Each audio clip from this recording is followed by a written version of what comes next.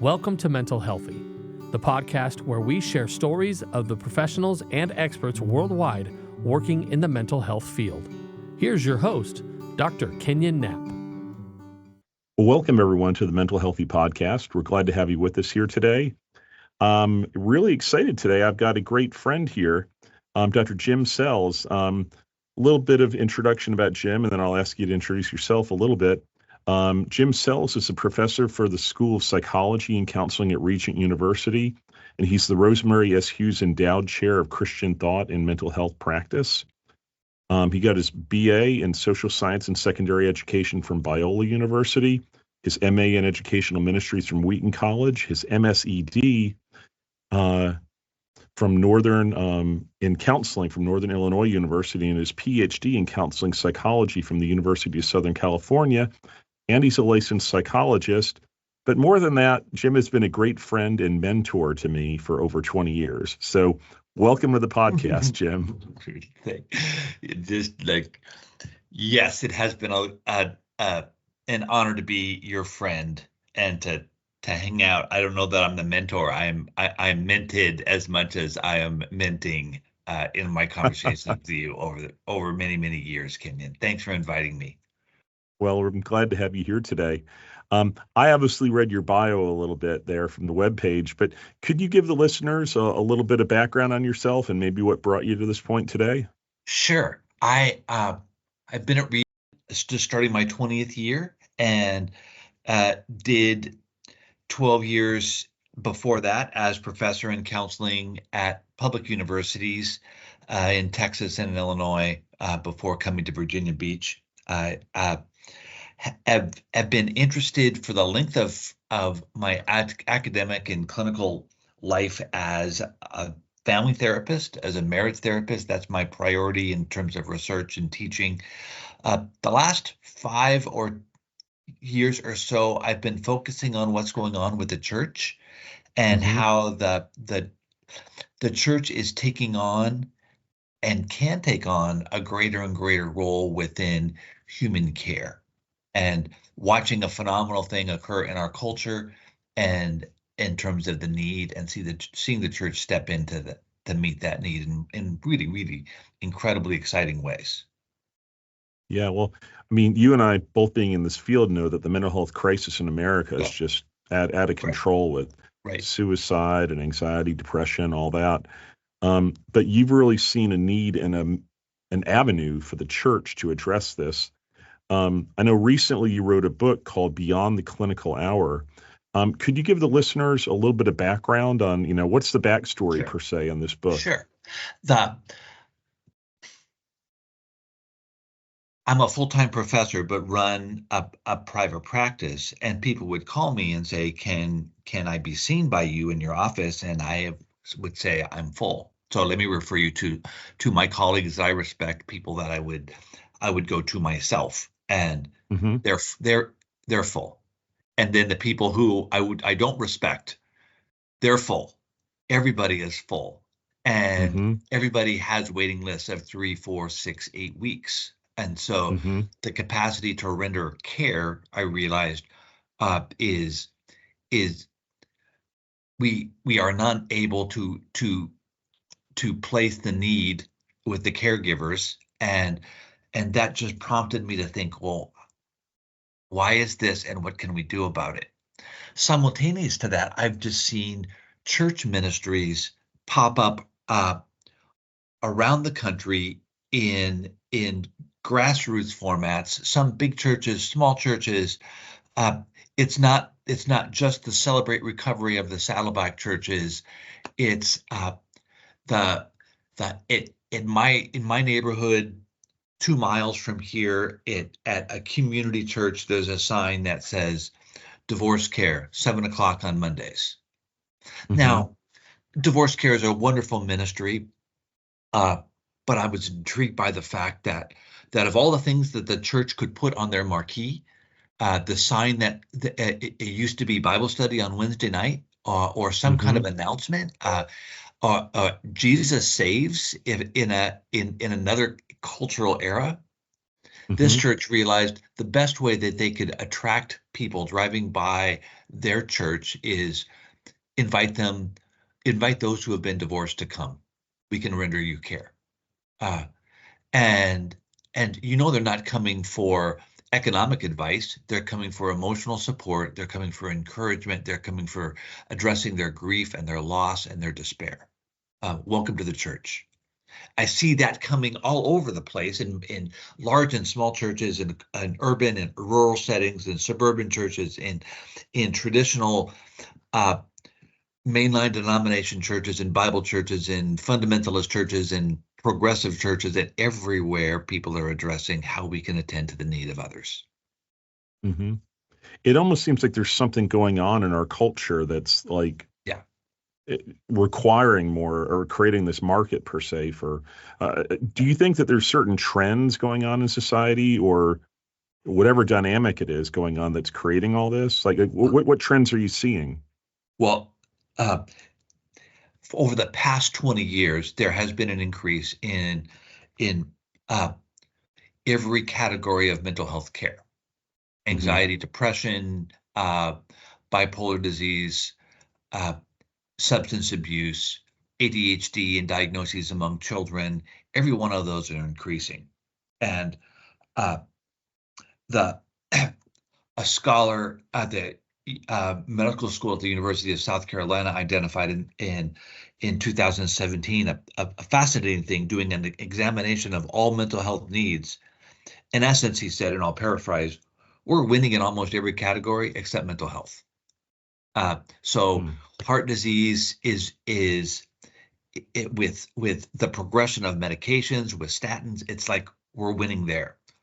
Recently, Hmm. Alzheimer's medication has been released that has great promise for the control of Alzheimer's.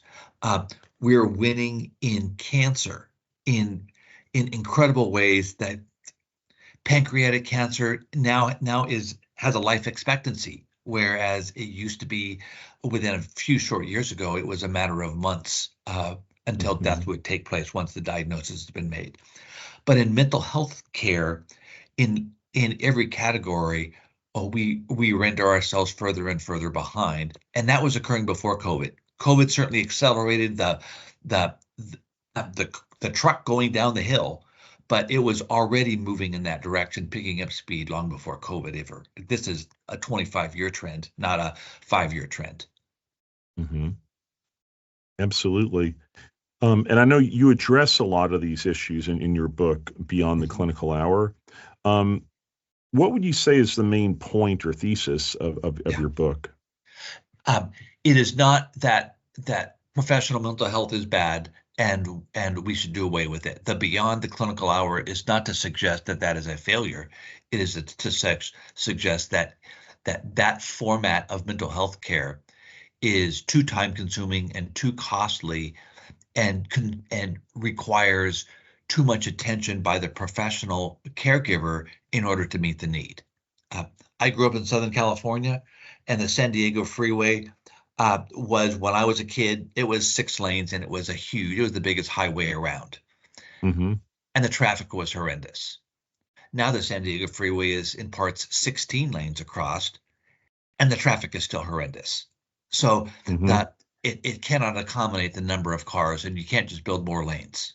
Uh, Rather, they have to think of another way of transporting people around Los Angeles other than the automobile if they're going to address their transportation problem. This is the same format. The clinical hour means that you, as a counselor, Kenyon, will see about 200 people a year, average 20, 25 people a week for 10 to 12 to 15 sessions per person. That translates to a couple hundred folks you will see in a given year. Well, when there Hmm. was 20 million people standing in line outside your door, taking care of them at 20 a year is not going to get us to the end of the line. So that's the first thesis, that the current structure is a beautiful and elegant and powerful structure. Medicines are wonderful, our empirically validated treatment protocols, our ways of treating, they are better than they've ever been. But the Hmm. line keeps getting longer and longer. Therefore, the only way to do it is to be able to triage with clinicians functioning as an overseer, supervisor, trainer of people who can deliver basic mental health practice to a population with a minimal of training and their intrinsic compassion and empathy and desire to care.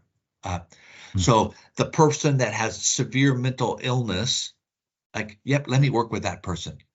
The person that has a high degree of life pain, let me transition them into a community context where I can help, to a group context where people within the community can render effective remediation. And the people in those communities are churches. There's 8 churches in every zip code. We already have a structure in place, and we already have a mission to address the needs of those in our communities. So beyond the clinical hour is not to replace it. It's no, we have to have something beyond this thing in order to meet our need. And that thing, I believe, is the church.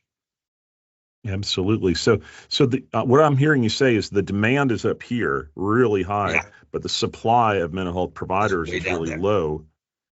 And your book suggests a mechanism to address that disparity between Correct. demand and supply. Correct. People are listening to you, and I'm sure there's a lot of listeners going, yes, that makes perfect sense. And how do we do this? Whatever. Where do people get a hold of your book, by the way? Yeah. Like, is it available now, or is it was released last week and right before the Christian Association for Psychological Studies conference, and it's published by InterVarsity. You can get it through Amazon. You can get it through the InterVarsity web page. So yeah, it's available wherever books are sold. It's accessible out there, and it's been a delight then to see it launch and to start talking more and more with churches, and especially with clinicians about what they can do. And that's actually my primary audience was written to my colleagues as professors and graduate students who are beginning to cast vision for where the future might take them in the mental health field. Mhm. Well, great. So listeners, I encourage you to check it out. And once again, it's called Beyond the Clinical Hour by Dr. Jim Sells, and wherever books are sold. Now, I'm fortunate. I've been able to get some snippets from the book in preparation for our interview. The book starts off with a quote from Admiral James Stockdale, who had been a prisoner of war during the Vietnam War. And his quote, and I'll ask you to comment on it, Jim, is he said, you must never confuse faith that you will prevail in the end, which you can never afford to lose, with the discipline to confront the most brutal facts of your current reality, whatever they might be. Mm-hmm. Now, I know that was at a key point in your book. Could you elaborate a little bit on Sure. on what he's trying to convey there? Yeah. Admiral Stockdale in Hanoi Hilton held these 2 principles as the basis for his leadership amongst the prisoners of war, because he knew it was a hard path. Mm-hmm. And what he wanted to get away from was simplistic explanations for how we could treat a problem that only lead to further despair and discouragement. So if the mental health culture is going to be changed to accommodate larger and larger lay involvement, it's going to be very difficult because we have an entrenched culture and a entrenched way of doing something. So that's first. Like the idea is not just, oh, you can open a counseling ministry in your church, put up a sign and let them come. No, there's a host of complexities that have to be rendered with great care in order to do this well. And never let the difficulty of the process take away from the fact that it can be done. We will do this. To Stockdale, he would emphasize, we will go home. We don't know when, but we have to prepare ourselves for a long march, a long wait, but we will go home. And I think the church can have an incredible impact on their communities, but it's not easy. and it requires a high degree of professional and church collaboration for a community to develop an effective ministry. So I don't want to render it like this should be easy for everybody to do. No, it's not, but it's valuable. It has immediate need, and it's worth the attention that a church might dedicate to the care of others within their community. I believe this might be the quote of the day. I don't say it in the book. I believe mental health care through the church is the evangelism method of the 21st century. That's where we're going, and to like that's what brings people into the church community. Someone who can reach out and render care, someone who can provide a sense of familiarity and respite and explanation for the complexities of their lives they don't have right now. So it's a hard path, but I think it's one worthy of endeavoring. Yeah. Well, I like the way you capture the whole thing in the beginning there, like using that example from the Hanoi Hilton and a guy that suffered in Vietnam, because people will caricature Christian care, like, oh, you just pray about it and it all goes away or something like that. But you're suggesting a more robust, realistic, nitty gritty kind of Yes, way to struggle with mental health care. correct. Yes, Yeah. and the last third of the book is really written towards professors, to deans of major Christian universities. Is there anybody who might render that one? That because our training programs are based on the clinical hour, and I want my students to be very, very competent as clinicians in the utilization of that hour. But there is much more that they have to be trained in order to meet the needs of the next century of mental health care. And for example, supervision. We have a requirement among master's clinicians that they be supervised for really like thousands of hours, depending on the state, 2, 3, 4, 5,000 hours before they're given the full license. Except master's clinicians are never trained or seldom trained. There's only a couple of instances in LMFT that they are actively trained in supervision.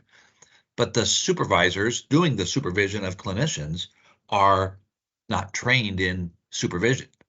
Likewise, if a clinician is going to be caring for a church body and overseeing volunteer mental health providers, they really, really have to become good supervisors, good at teaching competencies, good at assessing competencies, and good at creating good at making decisions about appropriate care or not appropriate care for a person's qualifications. And that's a hands-on job that clinicians have to be able to do in order to render protections of people who might be coming to the church. Someone needs to know the difference between bipolar 1 and bipolar 2 and be able to make a decision whether a volunteer should work with that person. Probably not. But what then can be done? So there's a host of skills that need to be developed within our curriculums: program evaluation, theology. They're going to be rendering relationship with pastors. They have to think the language and talk the language of the church. And so there's a host of competencies, I think, that we don't do well enough yet in our current structure of master's in doctoral education in Christian context in order to prepare that person for the work in the church. Yeah, absolutely. You know what you're making me think of, Jim, is you used the word triage earlier. Sure. And I've done a decent bit of mental health crisis trauma work around the world, and I know you have as well. And this is more so for the listeners here, but listeners, when we go around the world and there's some natural disaster or something, and I mean, I was in Haiti after the big earthquake down there and other places. When you go in there and the need is just massive and there's thousands of people and it's overwhelming, what you have to do, whether it's medical care, in a strict medical sense, or if it's psychological care, is you go in and you have to size people up quickly, do a quick assessment, and then, If it's a very critical situation, you deal with it yourself, but otherwise you refer out to somebody else, or you allocate people towards different resources. Yeah. And if you do it quickly like that, you can meet the need. And that's sort of what I'm hearing you describe here, Jim, is that the church can meet these needs on a large scale, but they need a few key people who have more expertise to be able to do that triage work. Right. Exactly. Yeah. In large conversations with clinicians, I've asked them to interact at their tables around this question. What would your work look like if you were responsible for 10,000 people? Not the 25 that are coming to see me this week, but I'm responsible for the care of 10,000. Well, Mm-hmm. I'm going to act in some way in that triage process that you just described. And I'm going to oversee the development of others that can render care effectively for needs that are within their reach. But in reality, that 10,000 per clinician is kind of what we have in our culture. So we have it right now. Absolutely. And scalability is doable. Like we see other examples in society, like, I can go a mile from here to a super Walmart and, go in there and get all this stuff I need. And Walmart has figured out business-wise how to address a lot of our basic needs for goods. And they adapt, like when certain costs go up, now we do self-checkout, and things like that. And so I'm hearing you basically say the same thing about mental health, is we need to adapt the way we meet the needs of society. So that's really encouraging. Now, one thing I've noticed, though, in the pieces of the book that I've read, is that the description, or the way you infuse faith into the process has a big determinant of how it turns out, because we know that faith creates hope. And the basis of any successful treatment is that the people have hope. So I wrote a little note here. A big theme throughout the book is the importance of faith articulation, quote unquote, with respect to mental health needs. How is that faith articulation, different from faith integration? Because I know you use both phrases in the book. Yes. Christian integration has been the mainstay of Christian psychology and Christian counseling from its origins in the 1950s. And the idea of integration is, actually, integration is a fascinating word. We think of it in race relations. It also actually had its proliferation in the 1950s at the same time that we were thinking about faith integration in electronics. An integrated circuit is one piece of silicon wafer, or one piece of material that contains all the parts. It's everything is one piece. And when we think about psychological counseling integration, we think about making one piece out of these two sources: our psychology theory and our biblical Christian identity.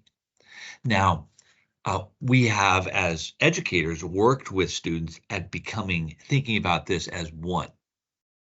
And it is the emphasis has almost always been the development of the provider, the counselor development, the one who is integrated.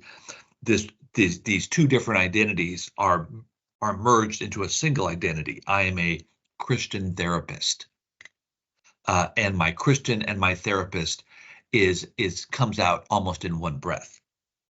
I'm seeing the need to alter our view of identity from integration to articulation. That means there is a speaking out of this thing that is one.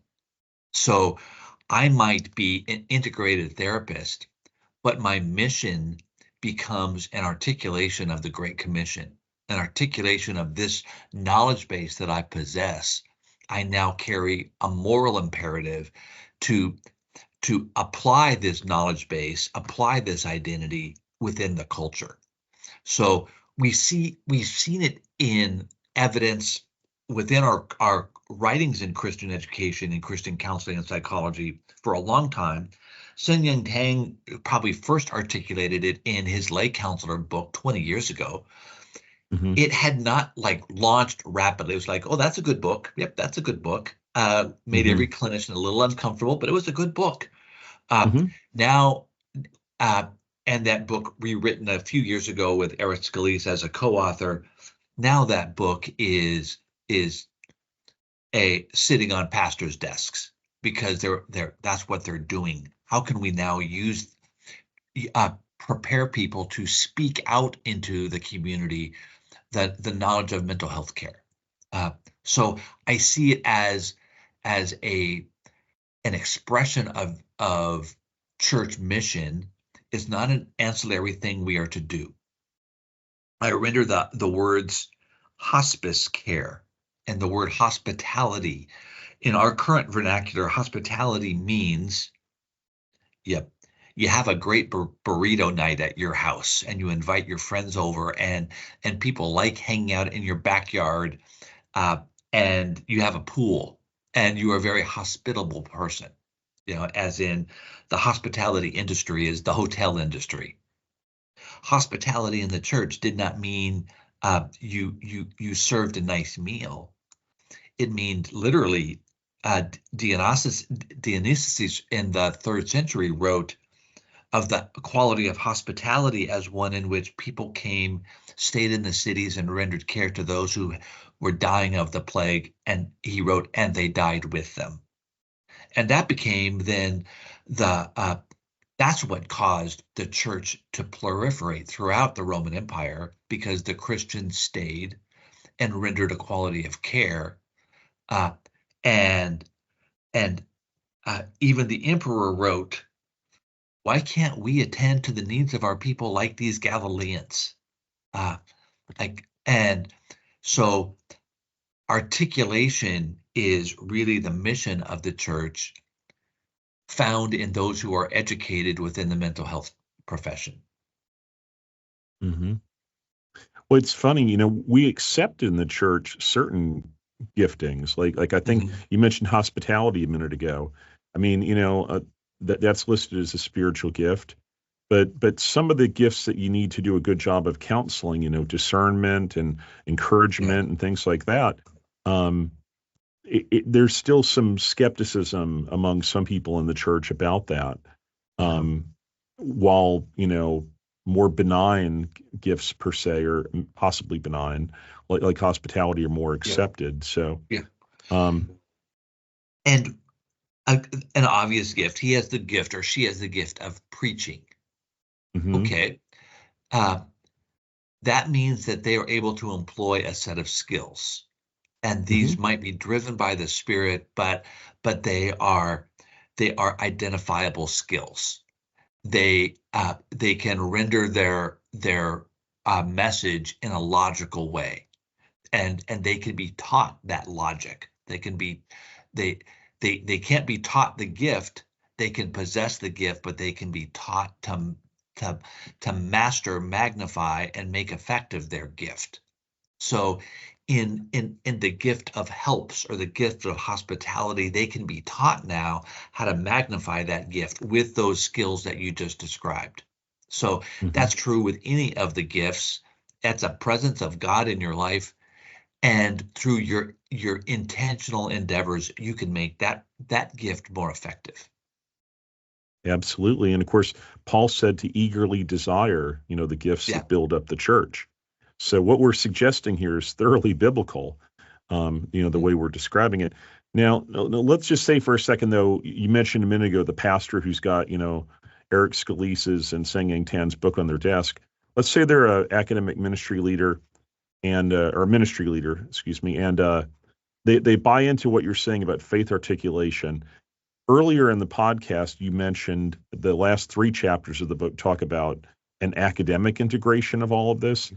Could you elaborate on that a little bit of where does it need to go to get us there? Yeah. I see a couple of different directions. One, to the professors, to the dean of behavioral sciences at Liberty University, or the dean of Regent, my boss, I'm going to say you have to lead in training people for the next mission, not for the last mission, but for the next one, and that is a curricular change. Second, to the churches, I don't believe that a pastor is able to say, all right, we're going to create a new ministry, and I'm going to dedicate 20 hours a week to this new ministry. They don't have 20 hours a week. They don't have 2. They're already overwhelmed.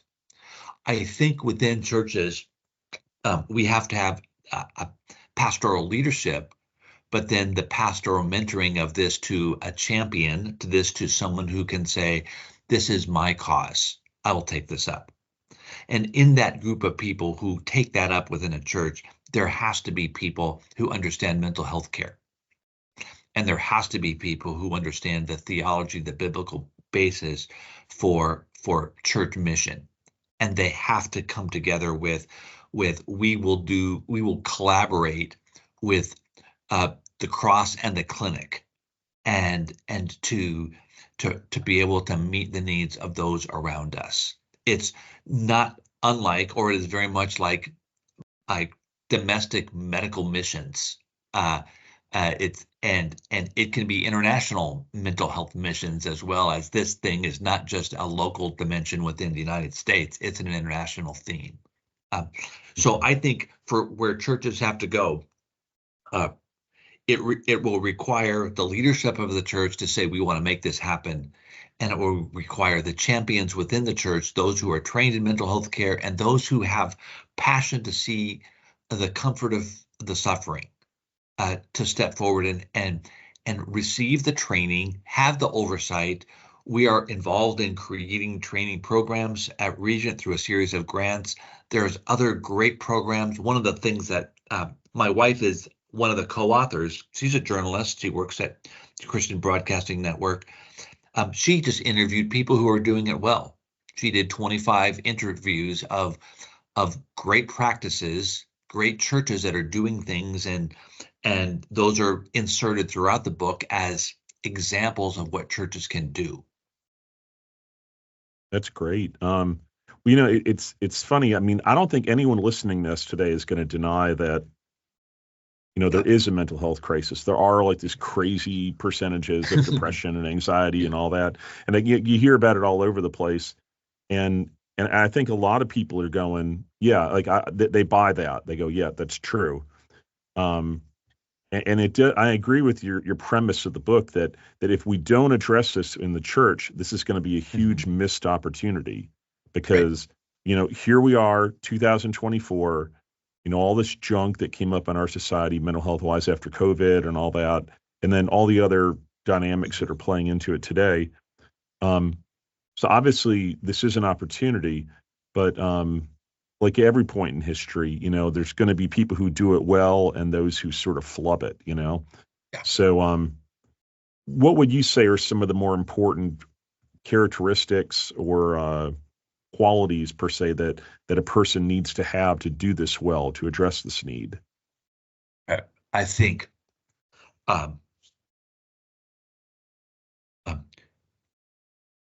no church is going to do this without the leadership of their pastors, their executive committee, elders, deacons, however the church polity is created.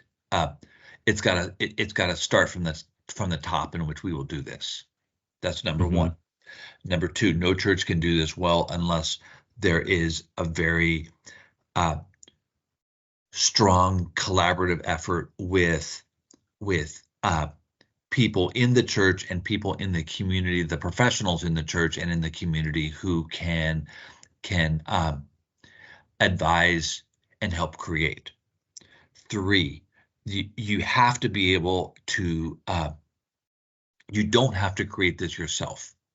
There are so many emerging programs with demonstrated effectiveness and implementing a church structure, the discipleship mentoring structures. These are online. These are available at at low cost. There are some for-profit organizations that have built ministries, but there's emerging a fascinating group of people that say, no, this is public share. This is not for profitability. This is for the ministry of the church, and we will create these resources and deliver them through the magic and the miracle of technology at no or minimal cost. So I would say folks are welcome to contact me with through my email and just say, Jim, I'm a small church in Topeka, Kansas. What do I do? And yep, I can begin to connect you with the resources that exist. And there are some examples listed in the book of places to go and organizations to consider to mentor you in this process. So have leadership, collaborate with clinicians in your community, and identify a workable plan that you don't have to build yourself, would be my first 3 suggestions. And those are all practical. It's funny. A few years back, I was teaching in a seminary, and I was teaching in an MDiv program, and they only had one class in the MDiv program related to counseling. Mm-hmm. Yet all the research shows that most people, when they have a mental health struggle or emotional struggle, the first person they go to is clergy, the pastors and all. And a lot of the pastors don't feel prepared because, frankly, most of them are not prepared, at least training-wise. Maybe they're prepared by God with spiritual gifts for it, but they're not prepared academically for it. So your first point there was, build that relationship with the pastors. So listeners, you just heard a very practical point. I mean, Dr. Sells is saying that you as graduate students, or maybe you're already out in the field, go to your local churches, build that relationship with the pastor, and because they're wanting the help, they're wanting someone to refer to, but they want to have someone they can trust. So they have to get to know you. They have to get to know your skill set, what you specialize in, and then it's going to be a win-win relationship, and then it's going to meet the need of the church. Yeah. One clinician who caught the vision of this and was following a format of a combination of lay caregiver, individual relationship, individual care, then to move those people into group communities within the church, went to his pastor and said, I have a way of doubling your small group ministry within 1 year. And bringing people into this church that are desperate for what we provide. And it won't cost you anything.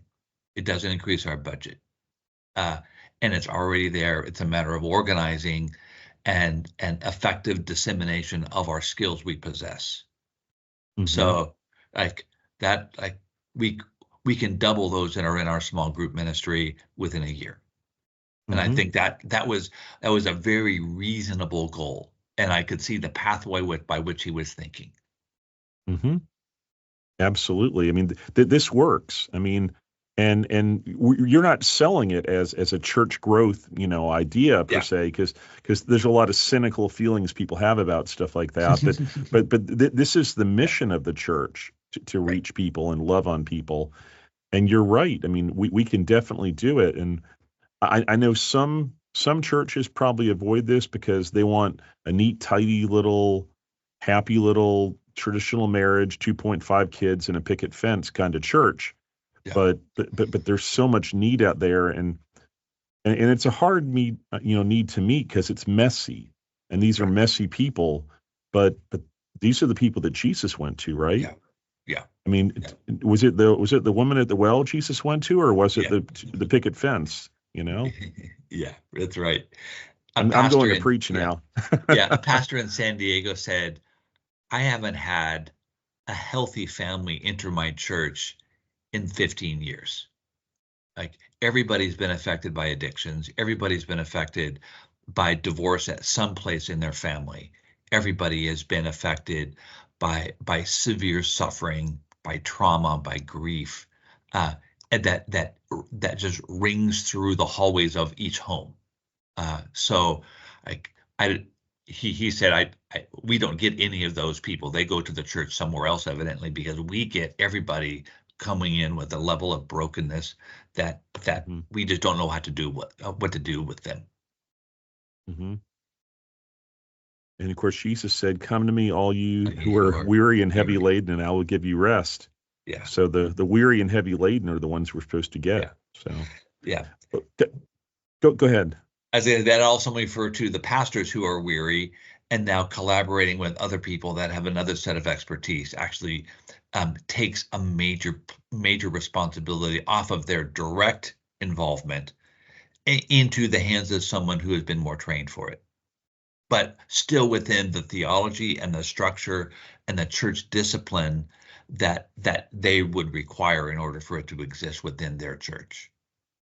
Yeah, absolutely. Well, yeah, you're touching on a big issue there too, because we know that the burnout rate for pastors in America right now is pretty high, and they probably need this encouragement and support as well. So yes, yeah.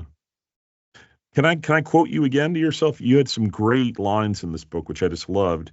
One of the lines you said was, "Mental health provision carries a moral weight that should prompt us to create innovative solutions." That just it felt like it just packaged so much in one little sentence. Could you sort of break that down a little bit? Yeah.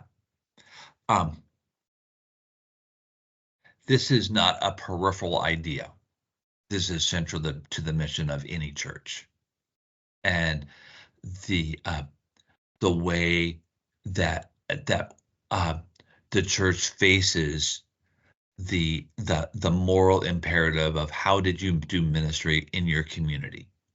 And I am grateful for my training as a counselor, as a psychologist.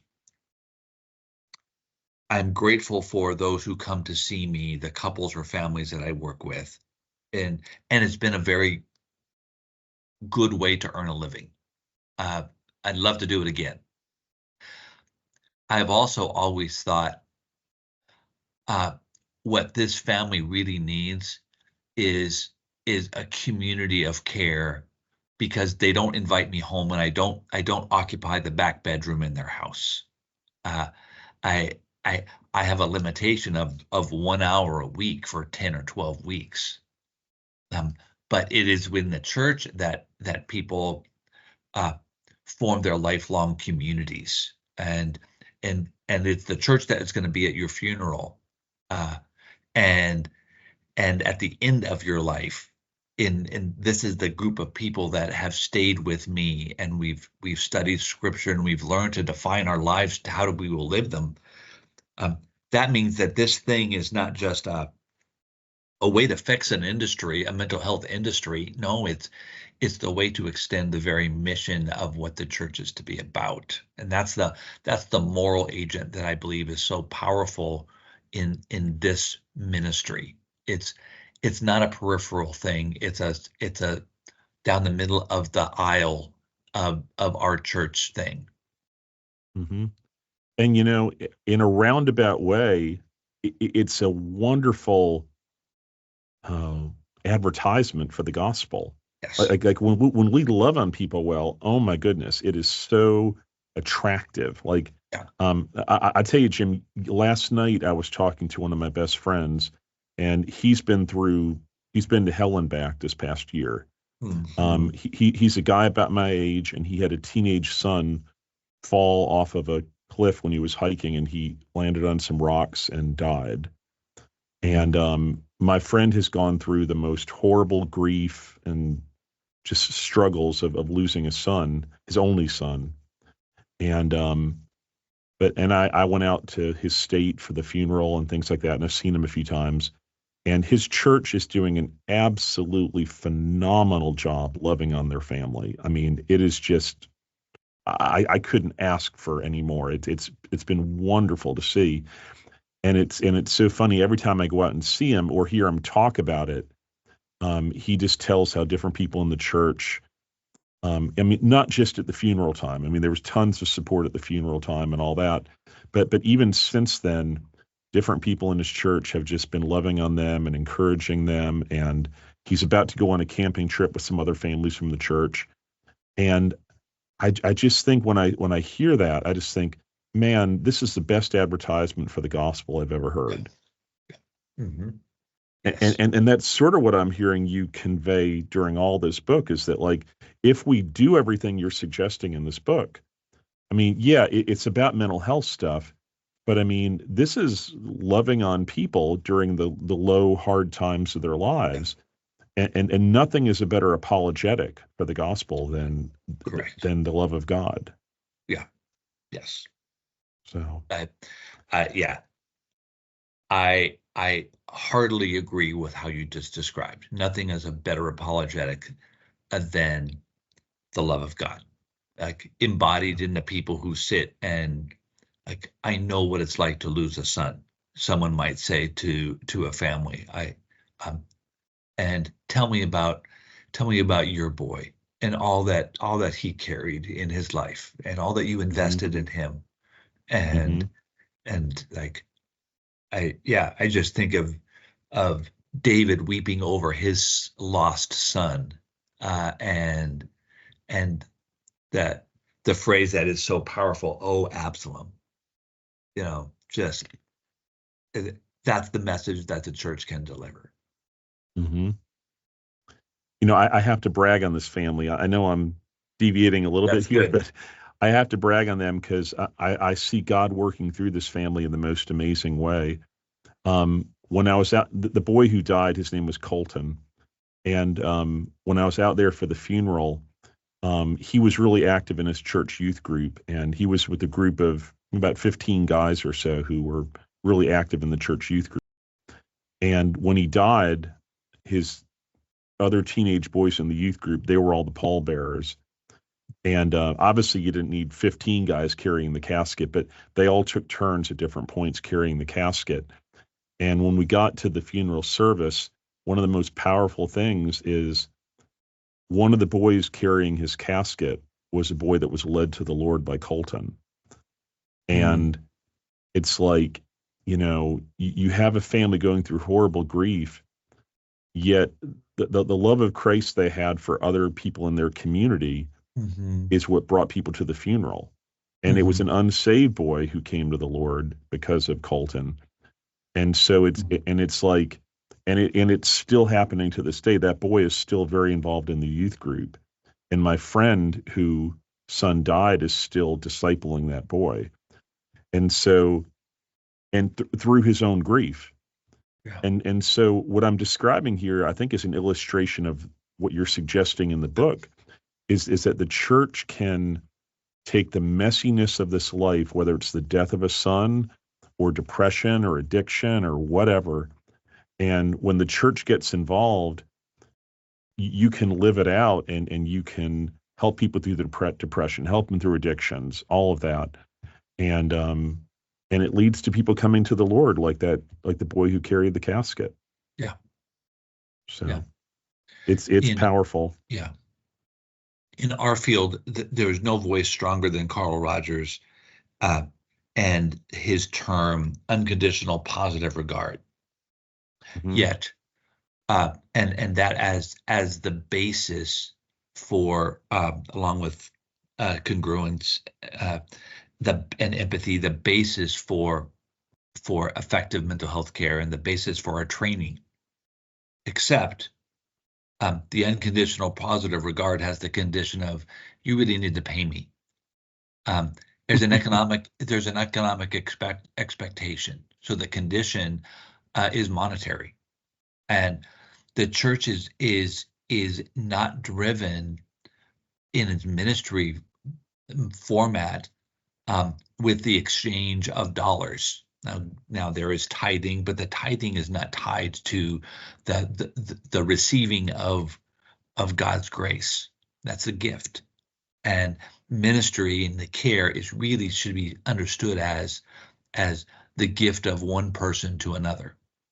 And everybody knows you still have to eat, you have to make money, and Paul described that with his tent making, and we pay the person who does the work, yes. But the condition of effective care within the church has never been first pay and then we will help you. It's we will help you. And that really has to be, we are driven by this from something other than our own personal gain. We are driven it out of the love of Jesus that compels us, or other central themes within our faith. Mm-hmm. And I'll say too, you're right. We do teach our students, our graduate students, unconditional positive regard from Carl Rogers. But I always tell students, unconditional positive regard is a poor substitute for the love of God. The love of God is so much more effective than, Yeah. and it's almost like the secular approach to trying to mimic, the efficacy of the Right. way the love of God touches people. Yeah. But Yeah. anyway, Even but I take on that idea. I'd mentioned Rogers and then empathy. In the book we write, one of the other virtues that has to be employed, I talked about hospitality. I used the word compassion. Empathy is not a biblical term. mhm, Compassion is. And compassion in every definition has like two steps beyond empathy, because compassion is not just I feel what you feel. It's also I did something with you about it. And it's the I showed up at your home. I rendered uh, I got you a set of shoes, a pair of shoes. Like it's that this activity, and that's not to say that counselors are supposed to show up at people's homes, but it's to say we are not neutral participants. We are active participants in the care of others, and they in our care as well. So that's what the church does. It's to show compassion, which is beyond empathy. mhm, absolutely. Well, I tell you, we are getting near the end here to wrap it up, but I feel like every time I talk to you, you get my brain going, and I want to talk philosophy and things like that. But what are just a few final maybe steps or strategies? I know your book has got all kinds of practical ideas laid out for how to really flesh this out in a practical way. But what are just a few more little steps or strategies you could share with the listeners? Probably I would like to encourage those that are involved in a small church. Good for Okay. you. Uh, this is not being an effective care provider. And I, I'm careful in the book and in how we structure this to not call it therapy, like lay counseling. No, we don't use that phrase. This Mm-hmm. is just uh, ministry care. And Mm-hmm. so like we try not to say words like depression or anxiety. We talk about discouragement and stress, like Mm-hmm. that. Like so, to take it out of the clinical level, uh, Mm-hmm. can be done in your church. Uh, I was talking to a one who develops a program and disseminates it into churches yesterday, and he said the smallest church in our program has 15 members. So if your church is bigger than 15, you can do something. And Mm-hmm. I think that would include an awful lot of worshiping communities. So this is not something that only big churches that have $1 million budgets and plenty of office space can do. It's meant to think for you to think carefully about we can do something with our resources. What is it that we have, and how can we dedicate it for the care of others? So that's probably the most important idea I want to convey. That those that are clinicians that are part of church communities, part of worship communities, that want to approach this idea with their leadership, they can reach me at jcells@regent.edu if you want to follow up with other questions, or who should we contact within our community, or what can we do. Yep, glad to have those conversations with you. Absolutely. Well, I tell you, Jim, I usually wrap up interviews by asking people my catch-all question, like, what else would you like to share with the listeners today that we haven't gotten to yet? And you can respond to that in just a second. But let me just remind the listeners, this is Dr. Jim Sells, and his book is called Beyond the Clinical Hour, and it's available wherever books are sold. It just came out, so it's hot off the press. I'd encourage you to get a copy. So, Jim, why don't you Yeah. close us out, and what's any final Yeah. thoughts you might have? Sure. One thing is I've been talking about the ideas in the book, and I mentioned Heather as one of the co-authors. Amy Trout is also a co-author. She has a church consulting business in Florida and a private practice in South Florida, I believe in Fort Myers. So Amy, another longtime friend, ex-Regent professor, collaborated in this work. So this is just not me alone, but I had two great colleagues to develop these ideas. And the other idea that I would want to convey is I so appreciate the training as a professional clinician that I've received from both Christian and secular authorities in the field. And it's not like, oh my goodness, this is the evil psychology or the evil counseling. No, these are men and women who have high compassion to bring care, but they don't have access to the kind of community that I have access to. And I want to take what has been given to me, and I want to connect it with the community and the theology by which I live and breathe, and have one influence and expand the reach of the other. Like, that's what this book is that's what its target is to do. That's a good thing right there. That's, sharing the compassion that you've received from God yourself, Yeah. to paraphrase that scripture. Well, Yeah. Thank you, Jim, for joining me today. I really appreciate it. And once again, listeners, it's called Beyond the Clinical Hour by Dr. Jim Sells. And I encourage you to get a copy of the book. And as always, Jim, thanks for joining me. It's always a pleasure to see you, and always an encouragement to hear what God's put on your heart, because it's always a good thing that builds up the body of Christ. My delight. It's an honor to be with you, Kenyon. And your friendship is precious and treasured by me, and has been for, as you said, 20 years. Wow. And I hope for another 20. Well done. Amen. Thank you. I'll look forward to that as well. Okay. And thank you, listeners, for joining us today on the Mental Healthy Podcast. We look forward to having you join us next time. So have a good day. Thank you. Thanks for listening to this episode of Mental Healthy. If you want to hear more episodes, please hit the subscribe button wherever you get your podcasts, and head to linktree.com/mentalhealthypodcast for all of our social media platforms with the latest mental healthy content. If you have a story to share that relates to what we discussed in this episode or any other episode, please contact us at mentalhealthy2020@gmail.com. That's mentalhealthy2020@gmail.com. Thank you, and God bless.